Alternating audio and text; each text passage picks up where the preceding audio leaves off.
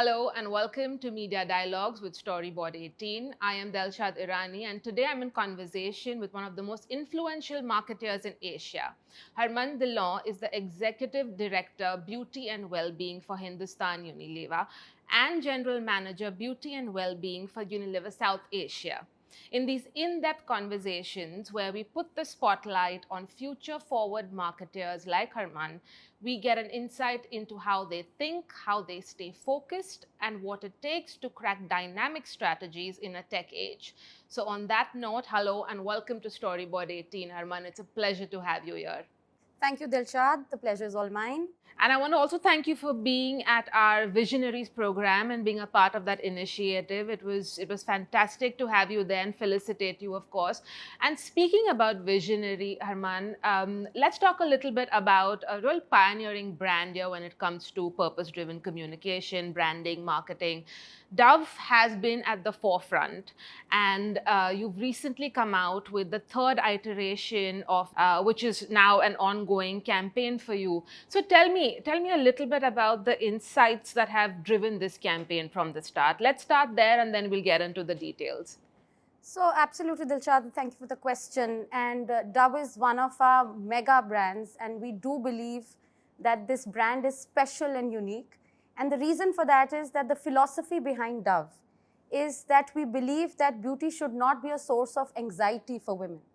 And this is the brand which really helps bring alive within women and young girls a positivity about how they look. Actually, in 2020, in India specifically, while of course globally the brand has been on this trajectory, in India in 2020, we partnered with a research agency and we published something which is called the Beauty Report.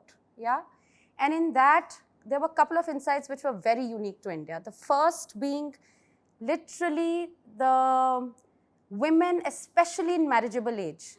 9 out of 10 women in the marriageable age, because of the process of finding a life partner, were really getting impacted by the process itself, which was really focusing a lot on beauty biases. Yeah, so that was the first one.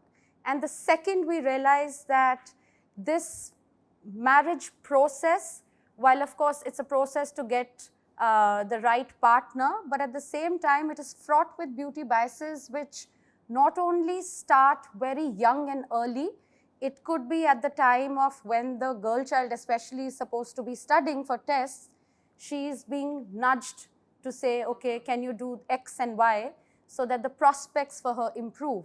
So that was the whole idea and insight, and that's when we decided that we are going to have a long-term campaign which really addresses each of these biases, each of these moments when we really impact the confidence of young girls and women adversely as a society.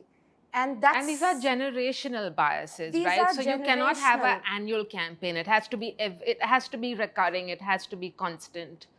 And absolutely, you said it yourself. I think for us, what was very clear is it's critical that A, we make the society aware of it, B, we bring about change with Dove being the catalyst, and last but not the least, it is an intergenerational trauma because the latest edition of the campaign, if you see, it's mothers who are really taking a stand to say, of course, we want to find the best match for the daughters. But at the same time, it should not be just about the physical attributes because any strong partnership is built on the value systems, it's built on the ambitions, it's built on how the person thinks, feels, and that's what we are trying to do. Look at matrimonials through the eyes of mothers and hence mothermonials, which is part 3 of the campaign. And so far, what sort of response have you got on it, Harman? Are you looking at scale for a campaign like this? And also a second part to that question would be, what are you measuring on such a campaign? So 2 parts to it. One, anything that we do on Dove, it's one of our largest brands in the country, has to have scale and impact. Yeah? So for scale, we look at ensuring the message reaches maximum number of people. So if I was to just talk about the current campaign we broke a week ago, we're already looking at almost 4 crore views for the campaign. We are looking at literally on the Matrimonial website, almost 100,000 visits already. And we are looking at all the filters, etc., that we have put out, 13,000 women interacting with that, which tells us that, of course, so many women and the target audience is looking at it. But at the same time, we don't just stop at that. We measure the scale and impact by actually measuring that the attribute of this helps me view myself in positive light in the way I look and feel. That has to go up, because at the end of the day, why are we doing all this? We are doing all this because, like I started out by saying, Dove really wants women and young girls to feel more positive about how they look. So we measure that very regularly, and that's the impact we see of a campaign. If that's going up, and if we are seeing more and more women feeling more confident in their skin, we are bringing about a change. But let me just sort of elaborate on that a little bit, Harman. And again, like, what do you want out of this for Dove? We know it's a very large brand, of course. It's an iconic brand. But where do you take it from here? What does a campaign like this do for the brand, the equity, bottom line? I mean, what are you looking at? So I firmly believe, and that's what at Unilever we believe, that marketing is now moving to being more authentic. It is moving to being more relatable to the target audience, and at the same time, the brands need to have a view, because the consumers are evolving and they really want to be with a brand which resonates with their value systems, which resonates with the point of view that they have in life. And that's where having a point of view on a brand like Dove, like we do on a lot of other Unilever brands, is going to be very, very critical. And that point of view has to be very authentic, because we have to live and breathe that point of view. And in the long run, we believe if we are true to the point of view, and if we are bringing about products and the regular advertising that we are doing, which we are very, very committed, that on a brand like Dove, there is no digital distortion that we do. On a brand like Dove, we are talking about really the authentic voices across the spectrum that we put out. In the long run, that is going to differentiate one brand versus the other. So that's the bottom line, if you were to ask. But tell me also this then, how does that impact your media choices when you say that a brand has to have a point of view? Dove, of course, has picked up this cause. It's stayed the cause for a very, very long time. How does that impact your media choices? Has that sort of affected where you choose to put your marketing spends? There is a huge shift in the way media is being consumed in the country, Delshad. And you can segment it by urban, rural, young women, young adults. And we are seeing the media choices of the past are not how people are consuming media today. So you see a lot more digital coming. You are seeing a lot more broadcast moving to others, say. You are seeing a lot more moment and topical marketing. So of course, our media choices are reflective of where our consumers are. So you're absolutely right. What we do very diligently at HUL is to make sure that we know our consumers very well. What are their media choices? What are their preferences? What are their values? And we make sure that we pivot our brand plans according to that. So we are following in that process, and it's mirroring what the consumer is consuming from a media choice perspective. I'm interested to know, actually, do you find resonance for a campaign like that more in urban or rural India? How are you are you addressing it differently for the different markets? I mean, I don't usually like to think of it as two massively separate markets, given, aspirations are more democratic now than ever before. But how do you sort of view the relatability of a campaign like that, the acceptability? Are consumers accepting it as much in urban, rural? How does it work? So I can tell you, Delshad, that you are absolutely right when you say the aspirations of people don't vary so much. Of course, the degrees can vary. So if I look at a young woman in rural India, she also is seeking a better life for herself. She's stepping out a lot more. But at the same time, the things which will hold her back or dent her confidence will be the same as urban India, but exaggerated. In urban India, of course, there is a section which is very woke, but there is also a section which is wanting to break out of the stereotypical notions, but at the same time is looking for some kind of an ally, but they are going to take the step first. So the way we look at it is, we are very, very confident, because when we did the research, which I spoke about, which is the genesis of all of this, it was a countrywide research across 17 cities and done by third party. And we realized that the issues are the same. It's the degree and extent of the shift which needs to be brought about, which differs urban to rural. I do believe with the choices which people have in urban India right now, and the I would say the exposure that they have, with a slight nudge, it's going to be maybe easier for the urban India to make that shift faster, but rural India is not going to be very, very behind, Delshad. I can see it across behaviors when I look at the other brands that we work on. Rural India is going to fast catch up. That's my firm belief. Absolutely. Let me just zoom out a little bit, Harman, right now. And given that, like I said, Dove has been a pioneering brand in the purpose-driven brand space. I remember when the Dove Evolution film came out, it kind of started this entire chain, and it became the theme of the decade and decades that followed. So dial back to that point, Harman. Do you remember seeing that campaign for the first time? Do you remember that moment? What did you think of the film when it came out? So, Delshad, I am a very old person on Dove. So, absolutely, I have been associated with this brand now almost for 15 years. And I, of course, remember the moment when this campaign came out. And I actually felt there is this brand which is bold. It doesn't shy away from showing reality. And this is a brand that I would really love to work on. And I think that's really my personal feeling. And I can tell you it resonates a lot with a lot of people, whether at HUL or global. So yes, it started the trend. And like I said, that was the start of us being absolutely clear what are the do's and don'ts on Dove. So globally, if you look at the brand, we are the brand basis evolution. We will not do digital distortion, because if you remember Evolution, yes, it was all about how digital distortion was really creating havoc amongst young girls and, of course, women who are very, very impressionable. And over the years, I think Dove has really stuck to that philosophy and gone from strength to strength to just take that message, because we are very, very committed to the purpose for which the brand stands for. And I think the other thing I must tell you is that we are not just talking about brand say here, right? We're not just talking about a few campaigns.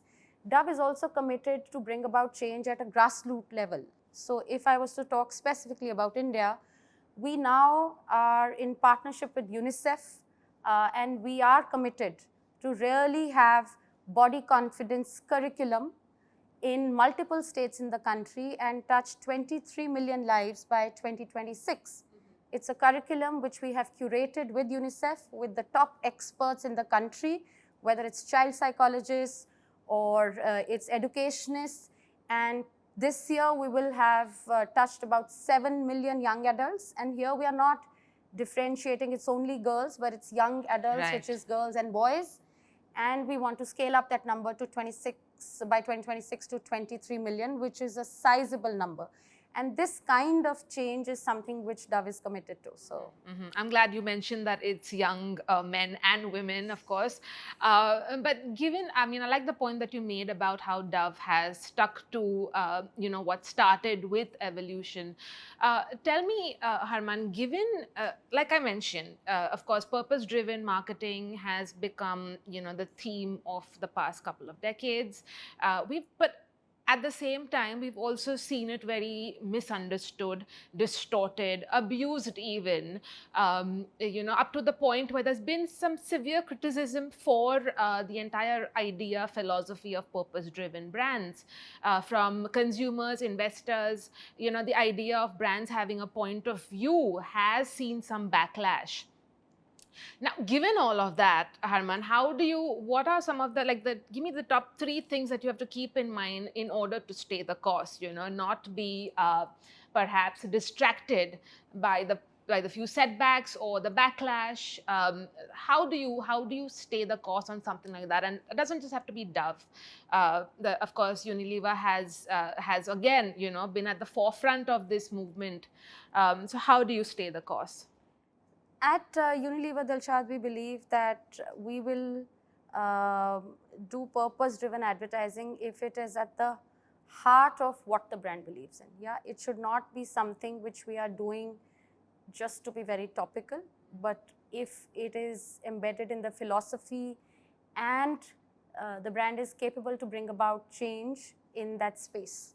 So that is super critical, because I started out by saying marketing is going to become more authentic. So if you're not being authentic and true to that linkage, I think that would be a disservice to what the brands are trying to do. So that's the most important aspect, if I was to say that. That's something that we should be very, very clear when we start on this journey. And the second one is really, when you're talking about change, it is not just a flash in the pan. I think then you need to be committed to saying that this is the degree of change and the kind of change, and then be invested in it. Set those goals. Yes, right? for multiple years. And how can you really elevate that change? Because you can bring about change by changing mindsets. You can bring about change by really doing things on ground. So combination of that, where it's relevant, works the best. And of course, the current campaign also has an AI component, a generative AI component. But again, let me zoom out a little bit. Artificial intelligence is everywhere. Everyone's talking about it. There just seems to be this sort of overload of information, and the impact it will have on society, brands, businesses, people. There's this, how do you sort of, as a marketer, how do you sort of separate the signal from the noise? I mean, this frenzy can be overwhelming. So what are you thinking about? I always think, Delshad, that technology, if used for the right purpose, will always be good. And change is good as long as we understand it and use it to improve lives. So I view AI in that sense. Coming specifically to marketing, I think we view AI as an opportunity. And I'll now talk personally. I think even in this campaign, when the team was putting it together, and I have very young team members who are very, very passionate about this cause, who worked on this campaign, and they interact with AI day in and day out, whether it's on their WhatsApp or you have Say It All and you are interacting with AI through various apps and so on and so forth. I think, like I started out by saying, you need to really go where the consumer is going. And if AI is going to be a part of their lives to improve what they are searching, what they are seeking, I think it's important to embed it in marketing as well, because at the end of the day, we are reaching those consumers, and there are various ways you can embed it. Specifically in this campaign, we've embedded it to really come up with what are the kind of mothermonials bride-to-be or the mother of the bride or any family member who has been entrusted with the task can do, because it is something new. AI can help you by saying, okay, if these are the choice sets you're looking at, and then you decide what's the best, which really describes the person that you are. So in this way, AI is helping you come up with the options, but the decision is in your hands. So this is a classic example of how you can genuinely use AI to really come up with a solution which otherwise would have been very tedious, would have been, and people would have taken time to really navigate. So for me, it's... And maybe left that journey, right? If the navigation Absolutely, gets too because challenging. if the navigation gets challenging and it's something that you don't understand, that's the first place where people will switch off, right? Because you are with them till they understand the emotional impact, but then the moment they have to put out something and they have to think through, okay, they may not be able to maybe articulate it in the best way. AI will just come and help there. So I think there are many, many examples of their AI being used in that fashion and across marketing and in different spheres of marketing. Harman, that you mentioned how important it is to be authentic and how marketing has become more authentic.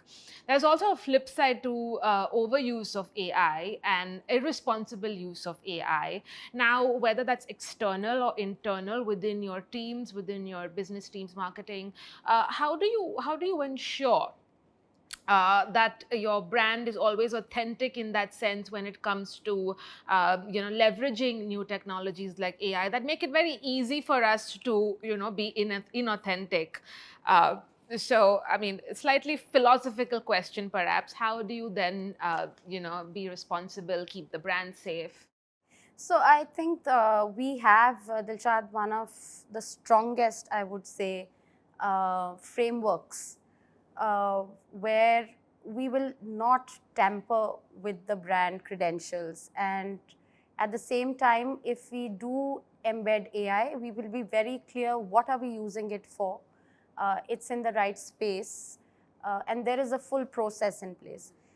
And on a philosophical question you asked me, so let me answer you in that way. So there will always be things which were available, right? It's the judgment that you exercise to say, okay, this is the right way of using it and this is the wrong way of using it. And there is enough and more checks and balances in the system that we have, and we make sure that the teams are very aware of the same to ensure that this is where when you use it, it's right, and this is where when you use it, it's not correct. So I'm pretty certain that as this space evolves, because this space is also going to evolve a lot more. Yeah, we're just at the beginning. We are just at the beginning, and trust me, when the evolution happens, what's right, what's not right, those things will also come into play. And as HUL, we are committed to ensuring we are always following the process and what's right to the T. So yeah, that's something, this is a space that we are closely watching. Harman, we are, of course, getting into the great Indian festive season.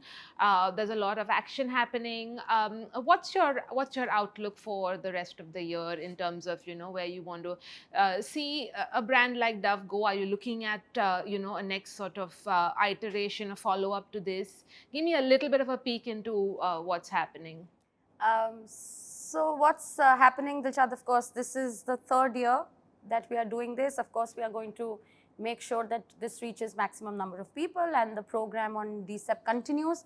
But at the same time, when the festive season is coming, of course, we know the beauty trends get even more heightened during the festive season. Followed by the wedding season. Followed by the wedding season. So we do know, specifically talking in beauty, there are trends where the regimes are really taking over. In India especially, there's literally this trend of what is the beauty for me, which very if I was to loosely translate, yeah, it's personalization. And it goes back to what's the regime which is best for me, which are the brands which work for me, which are the ingredients which work for me. So that's going to be the underlying trend. And that's where you will see a spate of innovations from Dove already in the market. So whether it's the new treatment masks or the serums or even the hydration range which has gone in, we try and marry all of that, and that's something which is in the offing for the remainder of the year. And that's something, these are the trends which will not just be in hair, but across skin, hair, makeup. So that's something that we're really looking forward to. Well, thank you so much for your time, Harman. It was a pleasure chatting with you. Pleasure chatting with you. Thank you so much.